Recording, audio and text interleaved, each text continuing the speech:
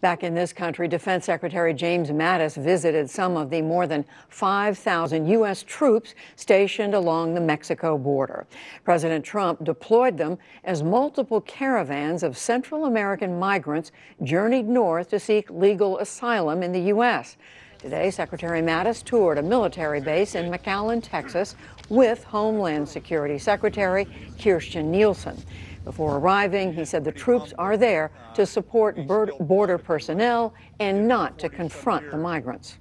The Department of Defense missions do not involve military personnel at this time directly participating in any law enforcement. At the present, I do not anticipate military personnel coming into direct contact with migrants.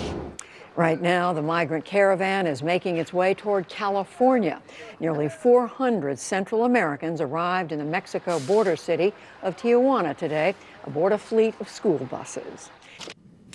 The U.S. Defense Secretary Jim Mattis has defended the deployment of thousands of troops to the Mexico border, saying it is absolutely legal and justified. A caravan of thousands of Central American migrants currently in Mexico are heading for the U.S., and that was put forward by Donald Trump's administration as a major issue during last week's midterm elections. Cole Stangler has more. Arriving in school buses, in a border city hundreds of kilometers from their homes, and a stone's throw from their final destination, there was a sense of relief for many migrants, like Elsa from Guatemala. I'm a single mum. It's been very hard for me to take care of all three of my children. I'm attempting this trip to try to give them a better future. The group's arrival in Tijuana comes one day after several hundred others also reached the city on buses.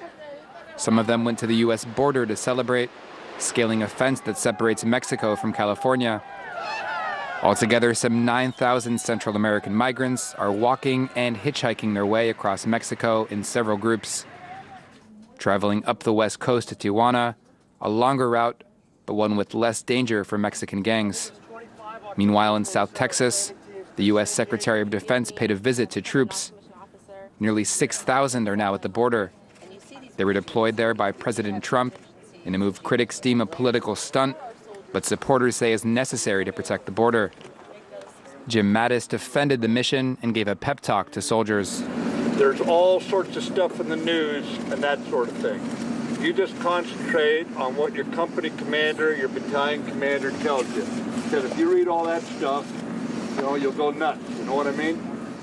The troops aren't expected to directly interact with migrants. They're tasked with supporting Border Patrol, from laying barbed wire to surveilling the frontier.